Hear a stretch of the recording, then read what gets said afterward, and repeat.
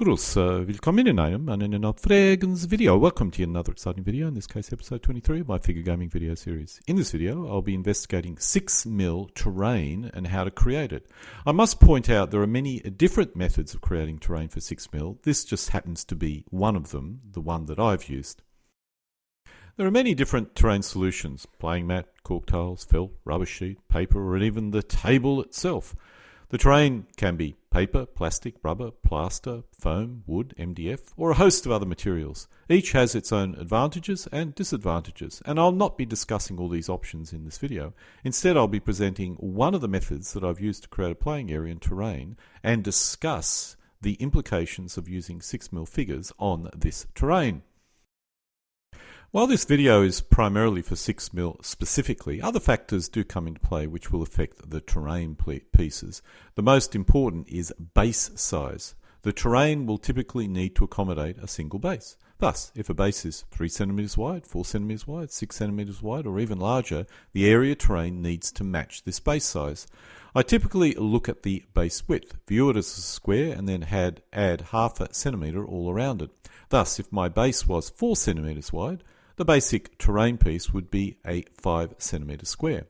If your bases are 6 cm wide, this would need to be 7 cm square, and the more typical, if it was 3 cm wide, then the base or the basic terrain piece would be a 4 cm square. As a result, in this video I'm assuming a base width of 3 cm, which is the size I typically use for 6mm figures. For World War II, Cold War, or modern, it's obvious. As with these 6mm figures, bases are typically always 3 cm wide. For Napoleonics, it's less obvious. However, I use 3 cm bases, as I can either use them as individual bases or place them on a movement tray to give me a larger 6 cm, or to be more specific, 7 cm wide base. For ancients, I'm currently uncertain. I currently base 6mm ancients on a 3 cm square base, but I suspect a 2 cm square base may be a possible alternative option.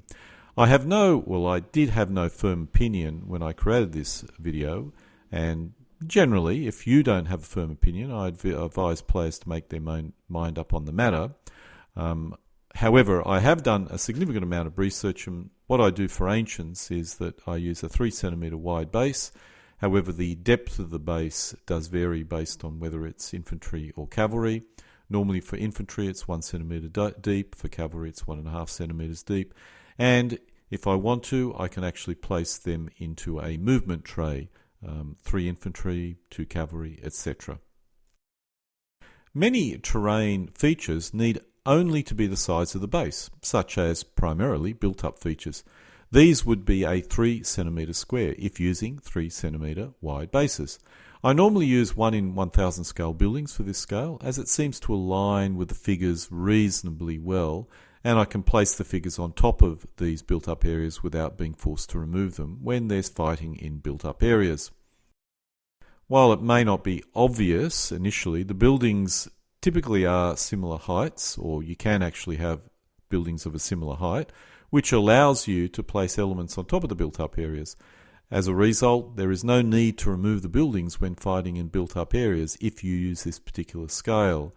If you use 6mm buildings to go with your 6mm figures, then you're going to have to remove the buildings when you fight in it, which means you need to have a built-up area which is made up of 2 parts: a base which is never moved, and the building which sits on top and gives you the bling. For other terrain, I need a 0.5 cm lip around the terrain pieces. Now, the reason why I have a 0.5 cm lip around all my other terrain pieces is to allow for a slope on the terrain piece. The slope is not necessary. Players could simply ignore it, but I find it looks a lot better if you have a slope instead of basically a vertical wall. You also have an issue at the end of your hill. Unless you want your hill to be a perfect square, you do need to round the hills out. The 0.5 cm lip assists with deploying bases at the end of such a hill. For the most part, I only use one-level hills, with hills blocking LOSs or line of sights, and elements attacking upper slope being disadvantaged. I also do have multi-level hills, but I rarely use them, so I generally pack them away. Again, the type of hills you require does depend on the rules that you are using. I have found, after a lot of experimentation, the optimal size for a hill is 1 base length deep by 2 bases wide. This shows a standard hill of that dimension. I earlier showed a much longer hill, which can also be useful, but the most useful size hills are these 2-to-1 ratio hills. Another size which I have found useful, although less useful, is the 1 base width square. I originally thought this would be the most useful size, but I later discovered having too many of these pieces does not make your playing area look particularly good. Nonetheless, I do occasionally use this size of built-up areas, or particularly hills. Because my playing areas use MDF sheets or insulation sheets or cork tiles covered with woodland fine turf, I glue felt on the bottom of all my hills, which prevents them from moving around. You can even flip the playing area 45 degrees or even slightly more, and these terrain pieces will still stay in place. Players can choose to ignore this ½ centimetre lip around the built-up area if you're creating other features such as woods, swamps or rough ground. This shows a number of woods, 2 base width by 1 base deep. In this case, I've included the lip in these area terrain pieces, but players could choose to make them a perfect 3 by 6 centimetres in size. However, when I tried this, I found the ends, that's the end of the terrain piece, caused me issues because you need to normally round that out. I round my corners and find the additional width allows me to place elements on the edge far easier. I've tried other sizes, but for most part this is the only size I use for these type of terrain pieces these days. As with my hills, I glue felt to the rear of my wood features. On a side note, I used to use felt and lichen in the past, but saw a 6mm player had created a 3-dimensional wood. I like the idea so much I've adopted that idea, using woodland brush glued onto 3mm MDF pieces. I also use the same system for swamps, as you can see in the centre of this image. However, quite frankly, this looks pretty awful, and I've kind of abandoned at least this style of the system. As an alternative, I do create swamps from painted paper with felt glued to the rear. This shows a water feature made in this manner. To create a swamp, I'll use a different colour and mix colours through it, possibly gluing some turf, or find flock onto it in order to make it look a bit better. This shows the rear of this swamp water feature, which in this case is blue felt. The edges, which are white in this case, need to be coloured with a blue felt marker. The surface is heavy stock paper with house paint applied to its top. The glossy effect is achieved with clear water-based varnish. The most controversial terrain which I use is the rivers and roads. I embed them into the playing area. As a result, they are not flexible, that is, they can't move around. I do have roads and river pieces using the system I used for swamps earlier. This works, but I find embedding the rivers and roads looks so much better, so I very rarely use these other terrain features. In order to overcome the non-flexible manner or nature of my rivers and roads, I've made a lot of effort in creating standard or ubiquitous road and water feature systems. This shows one of the systems I use for play along the long axis in this particular case.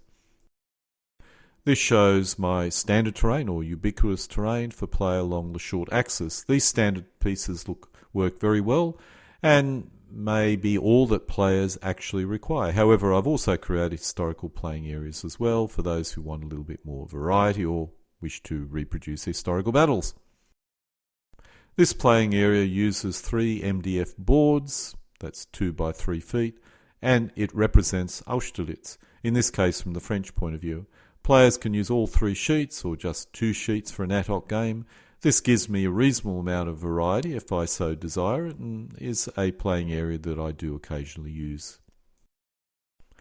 The playing area I'm using for this video is using my large 4 MDF sheet version of the Battle of Leipzig, Napoleonic Battle of Leipzig. In this case, I'm only using 2 sheets and will be using this for a Cold War conflict between the Soviets and West Germans. The tall buildings represent Leipzig, although in reality, at least in 1989, Leipzig should extend about 30 centimetres in all direction from this collection of large building. This playing area was designed for Napoleonics, and if you're viewing Leipzig, and you are actually viewing Leipzig from the aspect of Blucher's army as it advanced onto the French position. When I initially purchased these buildings, I assumed I would rarely ever use them, which actually ended up being the case. In retrospect, I would have not picked these up, but it is possible to place elements along their top just, although there are some rather large gaps. These were based for my 6 centimetre movement trays, which fit on top of them perfectly. If fighting gets to Leipzig, I will need to replace them possibly with my smaller built-up areas, but I could not resist finally using these damn things for a game. Getting the balance between good-looking terrain and playable terrain is not easy, and it's taken me many years, and I'm sure I haven't finished. I have other pieces which use moulded plaster, which looks a lot better, but are totally impossible to transport, thus I never use it, and are not that practical for a game. I've tried foam, which is far more transportable and is more practical, but it ended up being rather fragile. In the end, I accepted the compromise of 3mm thick MDF boards, which are 2 by 3 feet, and in some cases 3 by 4 feet. The latter is the largest piece I can transport in my car. One trick I discovered was if you match up the playing area with your bases, you can get a much better effect. This playing area uses woodland fine turf, and for the woods, brush and similar, I also use woodland products. My bases use the same type of flock. One trap I did fall into, particularly in the early stages of my experimentation, was not getting the contrast right. The hills on the left use the standard green blend, and with a very light brown. This looks reasonably good. The hills to the front uses the same green blend, but I use a dark brown, soil from memory, and the contrast does not look as good. I also had a lot of trouble getting the correct shade of brown for the roads to match these woodland green and brown blend. This shows my latest efforts, and I think it's about as good as I can expect to get. I also found the rivers, the colour, also an issue. In the end, settling on this rather light blue colour, at least at this stage, I went to a darker later. While the blue may not be accurate, the contrast looks reasonable. I tried a darker and lighter blue, and neither at that time looked particularly acceptable. If you're creating terrain, you will also need to get this contrast right, as one blue will look good against one colour, but possibly not the other. I never thought I'd start reading about interior decorating in order to get something to look good. I hope my wife never finds me researching those interior decorating sites, otherwise I'm going to have a lot of trouble. Incidentally, all the rivers have a thick coat of water-soluble wood varnish to give it a shiny look. Now we come to the actual elements. While not critical, if you can have your elements match the playing area, you can get a good effect, both making your figures look better as well as the overall battlefield. In this case, the elements all use woodland fine turf with some woodland brushes on the bases. I tend to use a two-tone appearance on all my elements. In this case, the green in the centre is woodland weed, and this is then covered by woodland brown blend turf. The figures, specifically the BMP, are my old, or rather old, homemade figures. When I had an interest in casting, I cast a large number of these figures. The quality is pretty poor, but by placing them on a two-tone base and with some three-dimensional brush or woods features, you can make them look better than they actually really are. I suspect this is a trick women have known for years, of which I've only recently discovered. The West German forces uses my second flocking pattern. In this case, the centre is woodland yellow grass, and this is then covered by woodland green blend. Incidentally, I use woodland green blend on my playing area as well, so they tend to match reasonably closely. Not 100%, but reasonably closely. I also have two playing area contrast schemes. In one pattern, the woodland brown blend is covered by green blend. In the other, this is reversed, which is what you see here. I only do this because I double-side my MDF playing area sheets, and this allows me to correctly identify the correct side quicker. However, I found both tend to work well with both my basing systems and all my terrain as well. Coming back to the elements, the reason why I have two tones for my bases is to allow me to identify the opposing forces quickly. When my opponent uses their own figures, this is much easier as they always use a unique basing system. But I often always ensure I have the figures for both sides so I can get new players to basically have a shot at the hobby. Thus, I have two tones for my two playing sides, or my two opponents. As you can see, both tones do match the underlying playing area. The BTR60s are another example of my homemade mouldings. I really don't like these figures, but I don't have the heart to dispose of them because I really put a lot of effort into making these homemade figures. Before I went with the Woodland brands of flock, I used to use flock from a wide range of other suppliers, but what I've noticed is Woodland tends to be more suitable for military gaming. My other brands, all German railway-focused products, tend to be too bright and clashed with the camouflage of my figures.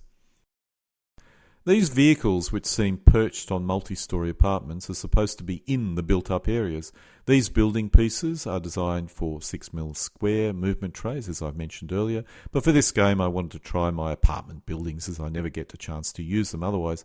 During the game I realised why I've never used them with 3cm square bases before. Not only does it look silly, but there are gaps for the figures to fall into, which is a little bit embarrassing.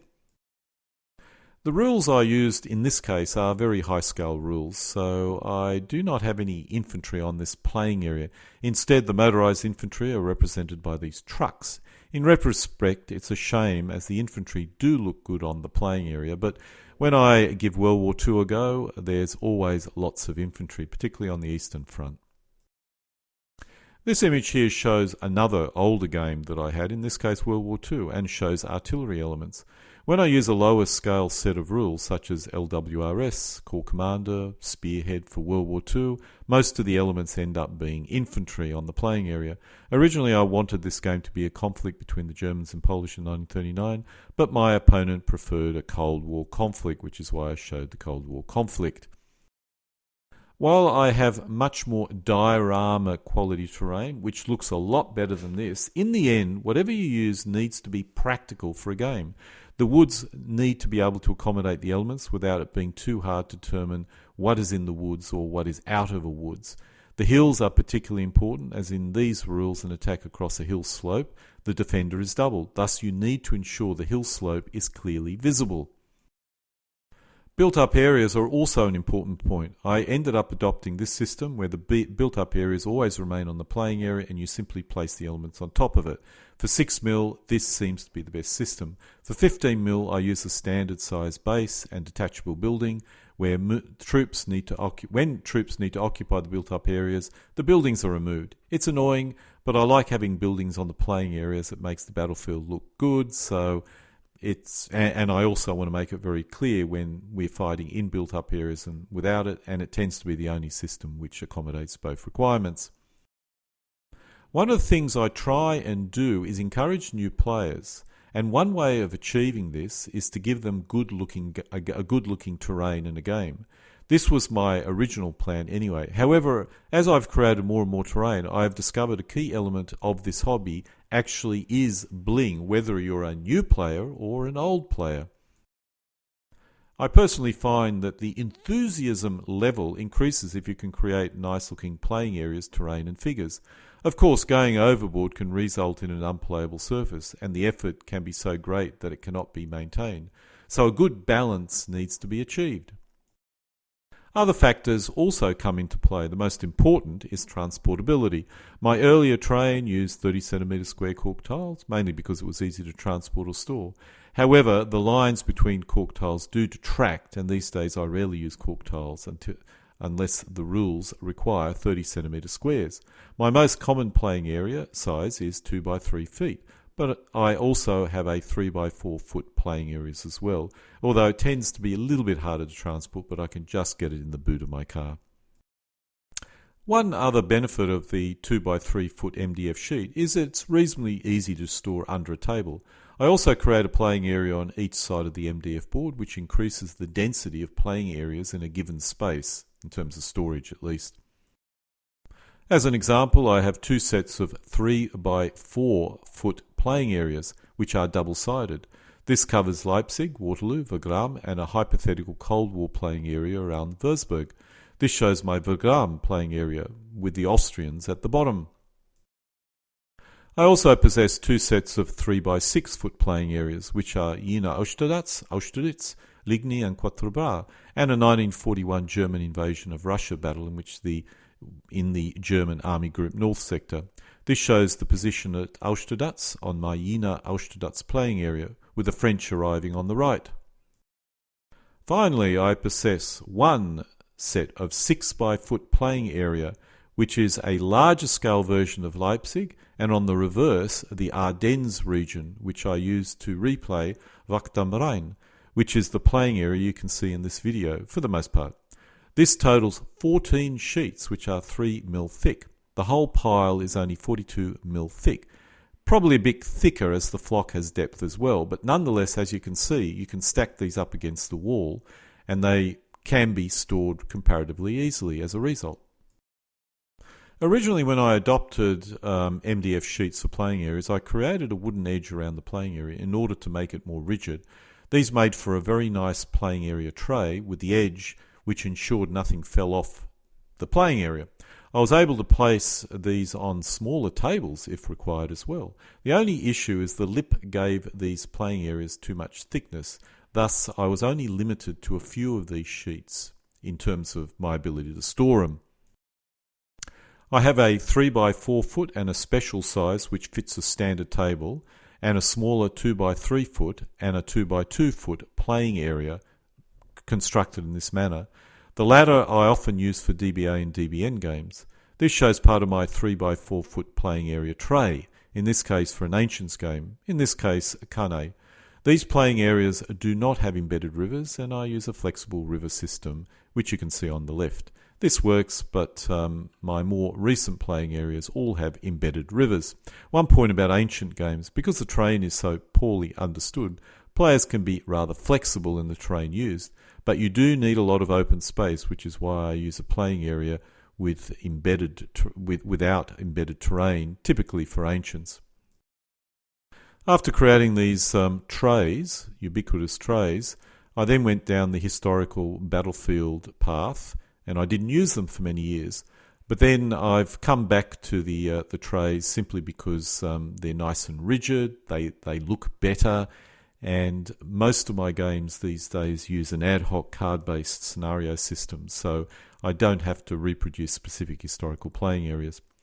I did think about creating some special insert pieces which fit into the tray, allowing me to create other terrain features, and I may well go down that particular path. But currently, at least now, I typically only use these trays. That is a large MDF sheet with a wooden edge around it. There is another point that you need to consider is the ability of terrain to adapt to other scales and period. Let's first look at the scale. While my terrain pieces are based on the width of the base, and I do possess different sets of terrain pieces for the widths of 3 cm, 4 cm and 6 cm, the actual playing areas are all applicable to all scales. This means I can create a playing area at 1 in 30,000 scale, which represents the Battle of the Bulge, which can also be used for Napoleonics at 1 in 10,000 scale and Ancients at 1 in 2,000 scale. The next factor we need to consider is the period. Based on my last statement, you can see that a playing area that I create has to be able to represent, let's say, the Battle of the Bulge, and can also be used to represent an ad hoc Napoleonic battle or even ancient battle. Obviously, if you wish to refight Leipzig, you need to create a very specially customized playing area. But this is now available as an ad hoc playing area for almost any period that you wish. So you do need to consider when you're creating historical playing areas, you may decide to use them for Ancients or for Cold War or World War II, and make sure you design accordingly. So in conclusion, as long as you have your objectives clearly in mind, you can create a playing area system which can accommodate a wide range of different gaming experiences while retaining the required level of bling, convenience and storability.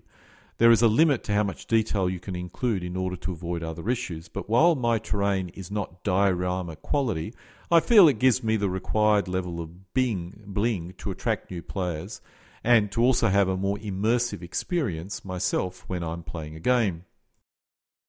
And so this concludes episode 23 of my figure gaming hobby series of videos, in this case 6 mil terrain. Alle guten Ding, kommen zu einem Ende.